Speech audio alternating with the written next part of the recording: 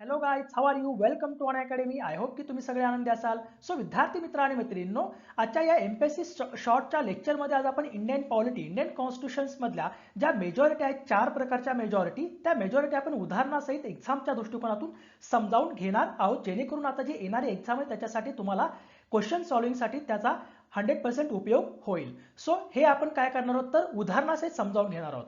तर हे लेक्चर मी प्रेझेंट करतोय, किशोर गोरे. तुम्हाला जर अनअकॅडमीचं MPSC प्लस सबस्क्रिप्शन हवा असेल तर तुम्ही हा माझा रेफरल कोड वापरू शकता, KB गोरे लाईव्ह. ओके, याच्यामुळे काय होईल तर तुम्हाला 10% एक्स्ट्रा डिस्काउंट मिळेल. आणि तुम्ही मला अनअकॅडमीवरती @KBGore77 या नावाने तुम्हाला तिथं फॉलो करू शकता. आणि जर तुम्हाला या लेक्चरचं PDF हवा असेल तर स्टडी सिम्प्लिफाईड MPSC या नावाच्या टेलिग्राम चॅनलला तुम्ही जॉईन होऊ शकता. आता आपण आपल्या लेक्चरला स्टार्ट करूया. बघा, आता टाइप्स ऑफ मेजॉरिटी बघूया. बघा, आता जवळजवळ 4 टाइपच्या मेजॉरिटी आहेत इंडियन कॉन्स्टिट्यूशन मध्ये. एक आहे ॲब्सोल्यूट मेजॉरिटी, दुसरी आहे इफेक्टिव्ह मेजॉरिटी, तिसरी आहे स्पेशल मेजॉरिटी किंवा विशेष बहुमत. ओके, आणि चौथी आहे सिंपल मेजॉरिटी किंवा साधं बहुमत ज्याला आपण असं म्हणतो. आणि एक एक्स्ट्रा आणखी एक पाचवी पण मेजॉरिटी आहे जी की आर्टिकल 61 अंतर्गत येते, की जी इम्पिचमेंट, जी प्रेसिडेंट आहे, प्रेसिडेंटच्या इम्पिचमेंटसाठी वापरली जाते. त्याला आपण स्पेशल किंवा टोटल मेजॉरिटी असं म्हणतो. आता वन बाय वन काय करूया आपण ती उदाहरणासहित समजावून घेऊया. तर बघा, आता पहिली मेजॉरिटी आहे ॲब्सोल्यूट मेजॉरिटी. आता ॲब्सोल्यूट मेजॉरिटी म्हणजे काय हो? अ majority of more than 50% plus 1 of the total membership of the house. Total membership of the house दिलेलं आहे. ओके, ही ॲब्सोल्यूट मेजॉरिटी कधी यूज होते तर during general election. Okay, for the formation of government. आता समजा तुम्हाला माहिती आहे की आता रिसेंटली दिल्लीमध्ये काय झालं, जनरल इलेक्शन झाले दिल्ली विधानसभेचे. ओके, आता तिथं आम आदमी पार्टीला काय झालं, स्पष्ट बहुमत मिळालं. आता दिल्लीमध्ये मला सांगा, दिल्लीमध्ये टोटल सीट्स किती आहेत? दिल्ली विधानसभेच्या टोटल 70 सीट आहेत. आता समजा आपला जर दिल्लीमध्ये सरकार स्थापन करायचं असेल तर त्याला ॲब्सोल्यूट मेजॉरिटी लागेल. आप ह्या पक्षाला जर तिथं सरकार स्थापन करायचं असेल तर त्याला कुठली मेजॉरिटी लागते? ॲब्सोल्यूट मेजॉरिटी लागते. म्हणजे या 70%च्या 50% किती होईल? 50% ऑफ 70 म्हणजे किती होईल टोटल? तर याचे 35 उत्तर येईल. आणि प्लस त्याच्यामध्ये एक करावं लागेल, म्हणजे टोटल किती? 36 जागा. म्हणजे आम आदमी पार्टीला टोटल दिल्लीमध्ये 36 जागा निवडून आणाव्या लागतील, जेणेकरून त्यांना काय होईल, बहुमतामध्ये सरकार स्थापन करता येईल. बट आम आदमी पक्षाला टोटल जागा किती मिळाल्या? तो 63 मिळालेत. म्हणजे ॲब्सोल्यूट मेजॉरिटीमध्ये की 36 जागा लागणार होते, पण त्यांना मिळाले किती? 63. म्हणजे काय तर आम आदमी पक्ष दिल्ली विधानसभेमध्ये एकदम बहुमताने काय करू शकतो? सरकार स्थापन करू शकतो. सो आय होप की तुम्हाला लक्षात आलं असेल की सरकार स्थापन करण्यासाठीच फक्त ॲब्सोल्यूट मेजॉरिटी वापरली जाते, ना संसदेच्या, लोकसभा आणि राज्यसभेमध्ये किंवा राज्य विधिमंडळाच्या विधानसभा आणि विधान परिषदेमध्ये याचा कुठेही यूज होत नाही. याचा यूज फक्त आणि फक्त सरकार फॉर्मेशनसाठीच होतो. सो आता दुसरी मेजॉरिटी आहे ती म्हणजे इफेक्टिव्ह मेजॉरिटी. इफेक्टिव्ह मेजॉरिटी म्हणजे काय? Effective majority of the house means more than 50% plus 1 of the effective strength of house. आता इफेक्टिव्ह स्ट्रेंथ म्हणजे काय असते? आता आपण काय करूया, आता ही जी इफेक्टिव्ह मेजॉरिटी ती कधी यूज केली जाते ते आधी लक्षात घ्या. तर रिमूव्हल ऑफ व्हाईस प्रेसिडेंट, उपराष्ट्रपतीला जर पदावरून दूर करायचं असेल तरी राज्यसभेमध्ये काय आर्टिकल 67B अंतर्गत ही इफेक्टिव्ह मेजॉरिटी प्रूव्ह व्हावं लागते. इफेक्टिव्ह मेजॉरिटीनंच व्हाईस प्रेसिडेंटला त्याच्या पदावरून दूर करता येतं. दुसरं म्हणजे removal of speaker and deputy speaker of Lok Sabha and state legislative assemblies. Okay, यांना जर पदावरून दूर करायचं असेल तर त्या ग्रहामध्ये, त्या पर्टिक्युलर ग्रहामध्ये काय व्हावं लागतं तर तशी इफेक्टिव्ह मेजॉरिटीला ते ठराव पास होणं गरजेचं असतं. ओके, आणि व्हाईस प्रेसिडेंटच्या बाबतीत जर म्हटलं तर तुम्ही राज्यसभेमध्ये ही इफेक्टिव्ह मेजॉरिटी प्रूव्ह व्हायला पाहिजे आणि तो नंतर लोकसभेकडे जातो आणि लोकसभेत त्याला मान्यता द्यावी लागते. त्यावेळेस व्हाईस प्रेसिडेंटची सीट रिकामी होते किंवा त्याला पदावरून दूर केलं जातं. आता आपण हे उदाहरणासहित समजावून घेऊया.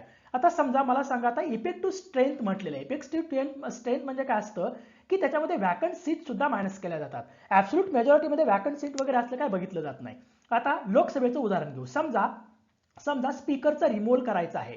आता लोकसभेची टोटल स्ट्रेंथ किती आहे? टोटल स्ट्रेंथ आहे 545. म्हणजे 545 जागांवर काय निवडणुका घेतल्या जातात दर 5 वर्षाला. समजा 2019ला काय झालं, 2019ला 545 नाही तर फक्त 540 जागांवर त्यांनी निवडणुका घेतल्या. म्हणजे वॅकंट सीट किती राहिल्या हो?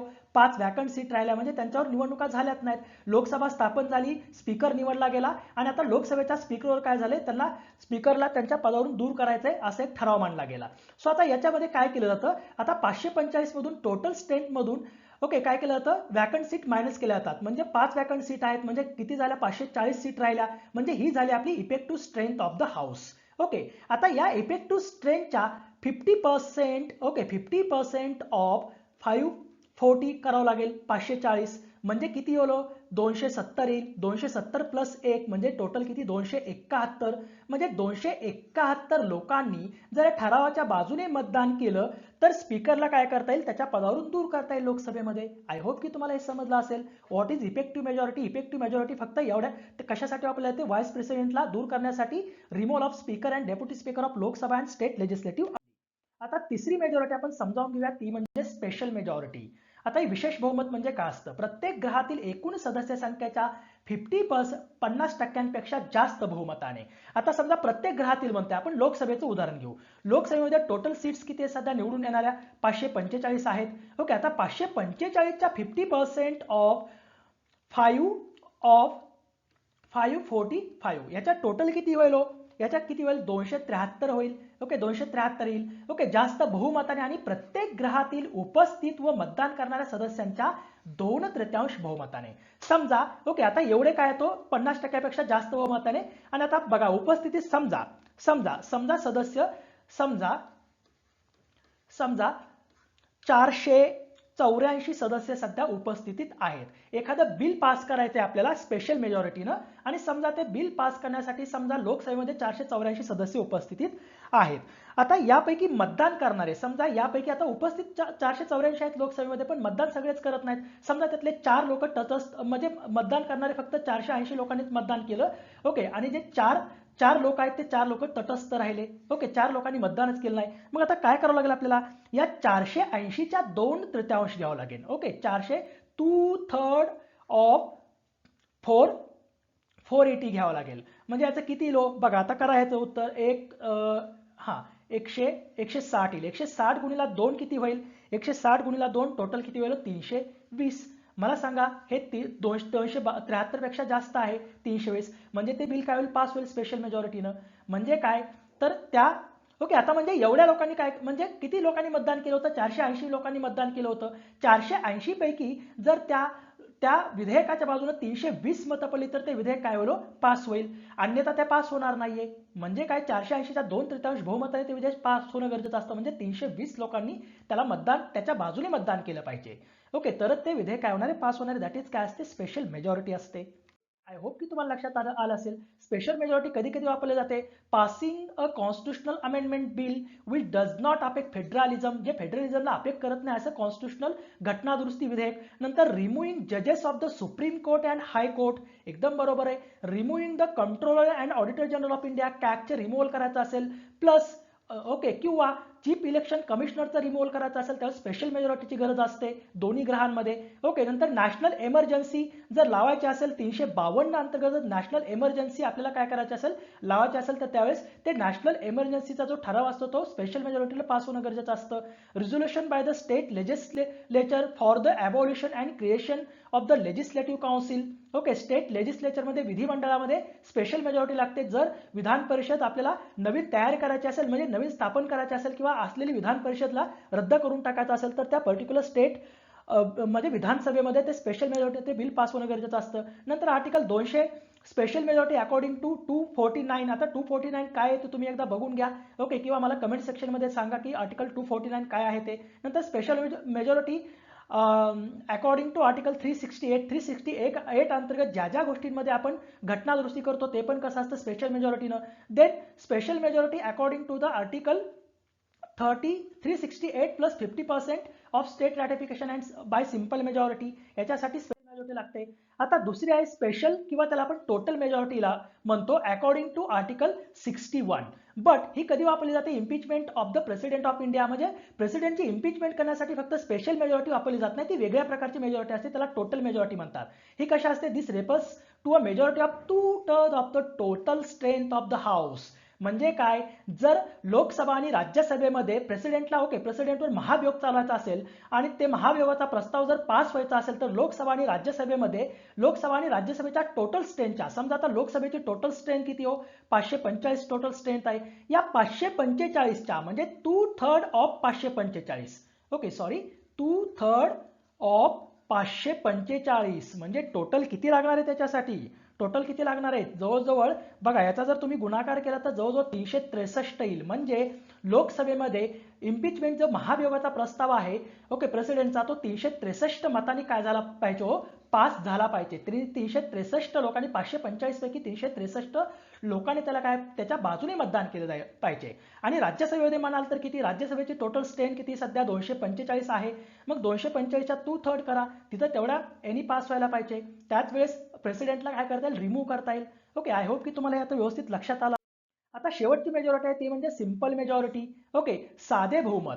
ओके, साधे बहुमत, त्याला आपण also non as functional or working majority. त्याला वर्किंग मेजॉरिटी सुद्धा म्हणतो आणि फंक्शनल मेजॉरिटी सुद्धा म्हणतो. म्हणजे कुठलंही काही आपल्या सभागृहामध्ये काही पास करायचं असेल, कुठलं बिल पास करायचं, ऑर्डिनरी बिल असेल किंवा कुठले बिल असेल, तर थर्ड म्हणजे त्या विधेयकाच्या तिसऱ्या वाचनाला ते काय बिल पास केलं जातं. मग ते साध्या बहुमताने असेल, विशेष बहुमताने असेल किंवा कुठलाही ठराव असेल. ओके, वर्किंग मेजॉरिटी म्हणतात त्याला. कशासाठी, तर सभागृहामध्ये कुठलंही कामकाज करायचं असेल तर साधं बहुमत, म्हणजे ते कामकाज पास व्हायचं असेल, कुठला ठराव पास व्हायचा असेल तर त्याला साधं बहुमत लागतं. तर साधं बहुमत म्हणजे काय असतं, प्रेझेंट अँड वोटिंग अँड 50% + 1. म्हणजे काय, समजा आता लोकसभेचं उदाहरण घेऊ. लोकसभेमध्ये एखादं ऑर्डिनरी बिल पास करायचं आहे.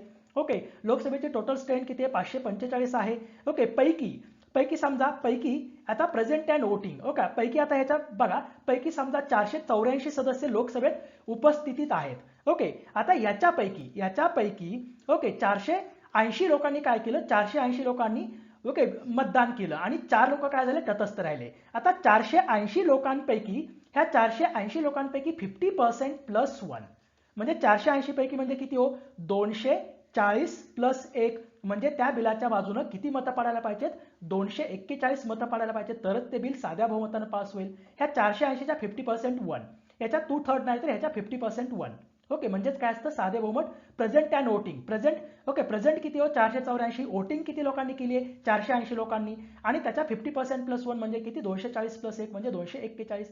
हे आहे सिंपल मेजॉरिटी. कधी यूज केली जाते, to pass money bill. Okay, money or financial or ordinary bill हे साध्या बहुमताने पास केलं जातं. ओके, तिसऱ्या वाचनाला. नंतर टू पास ॲडजॉर्नमेंट मोशन, जे मोशन्स असतात, नॉन कॉन्फिडन्स मोशन असेल, सेन्सर मोशन असेल. ओके, नंतर कॉन्फिडन्स मोशन असेल. टू डिक्लेअर फिनान्शियल इमर्जन्सी, ती सुद्धा साध्या बहुमतानेच काय केलं जाते, डिक्लेअर केले जाते. To declare president rule. Okay, state emergency declare करायची असेल तर संसदेचं साधं बहुमत लागतं.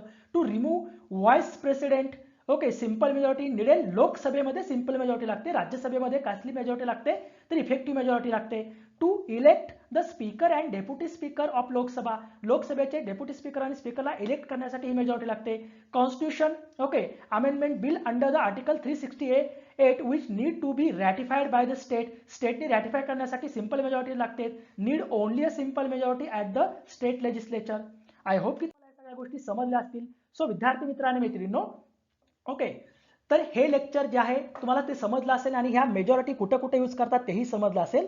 ओके, सो आय होप की तुम्ही हे लेक्चर लाईक कराल, कमेंट कराल आणि तुमच्या मित्रमैत्रिणींपर्यंत शेअर सुद्धा कराल. सो शेअर करायला बिलकुल विसरू नका आणि मला तुम्ही अनअकॅडमीवरती KB 77 या नावाने मला तुम्ही फॉलो करू शकता. So thank you so much. असेच आणखी व्हिडिओ मी तुमच्यासाठी नवीन घेऊन येईल. Thank you so much.